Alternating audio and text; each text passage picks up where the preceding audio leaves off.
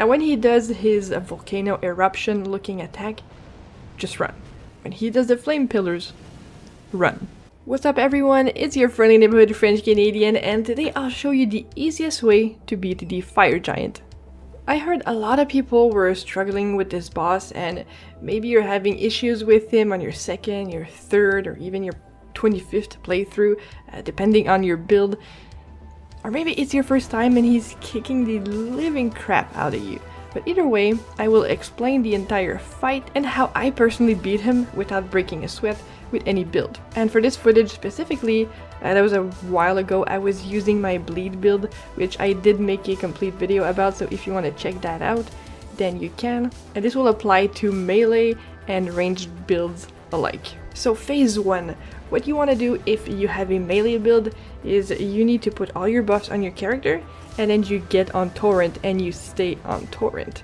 If you're a ranged character, however, you put your buffs on your character, of course, and then you want to stay far away and you pew your heart out.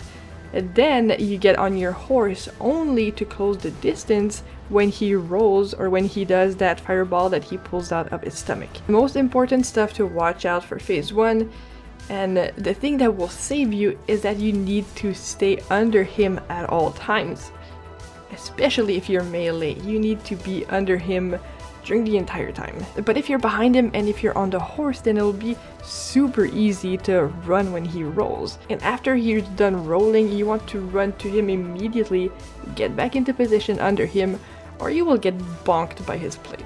Also, his opening move where he uses the plate to hurl some snow at you and stuff like that, you can just go around it. So if you're range or melee, get on torrent and just bolt to the right and take a wide turn around it and you should be fine. Now if he does the fireballs, just take a wide turn on your horse again. Even if you're doing range stuff, I think you should get on your horse at this point, and then you want to go around him, sorry. So whether you go left or right doesn't really matter, just take a wide turn around him. And by that time, the fireballs will have expired. Now I don't think the rolls can be predicted, whether he's gonna roll left or roll right, but as I said, if you're on the horse, it's gonna be way easier to escape. But you don't want to get caught in one of them because it can kill you pretty easily. The fire giant's got some junk in his trunk, if you know what I mean. I don't know why I did the accent. Moving on, for phase 2, it is a bit harder because he has, stronger fire attacks, but it's the same concept. If you're a melee character, if you're using a melee build, you want to stay on his legs, but behind his thighs, because it's going to be way easier to escape if he rolls. Now, if you're using a ranged build, you want to try to aim for the eye in his chest, because that's one of his weak points in phase 2. But from my experience, it's pretty hard to find a good range, as a mage, where your spell won't expire before it gets to him. Before you get hit by all his fire crap, he's gonna hurl at you like a madman. So try to aim for his wrists, maybe, because they are a weak point again in phase 2. Now when he does his volcano eruption looking attack, just run. When he does the flame pillars, run. Then once that's over, you want to come back and rinse and repeat. Stick to his thighs, as I just mentioned.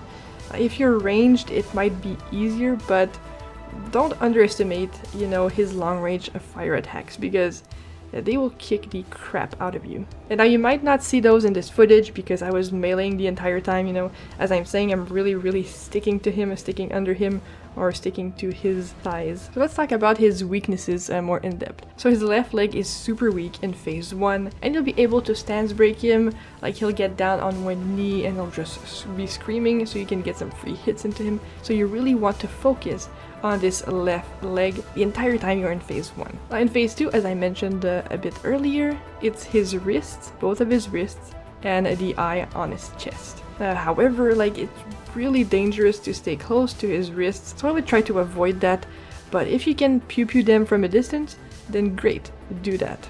For his resistances, basically the number I will say is the amount of damage that you need to do to be able to proc that type of damage. So for frost damage, you need to do 1200 damage for it to cause frostbite.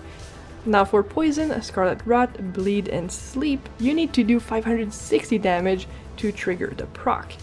He's also immune to madness and the blight status effects. Now it's kind of weird because personally I thought he would have been way weaker to frost for obvious reasons, So this is a little weird, but hey, numbers don't lie, right? So go out and beat the crap out of him.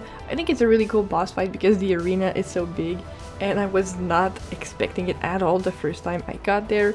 So it's pretty cool. Also, there is a summon there. If you've done Alexander's questline, you can summon him to help you fight him. So I really hope this is gonna help you defeat him on your first or your other playthroughs. So let me know if you used any other tactic to defeat this boss, which could help other people as well. Hope you have a wonderful day, everyone, and I'll see you all very soon.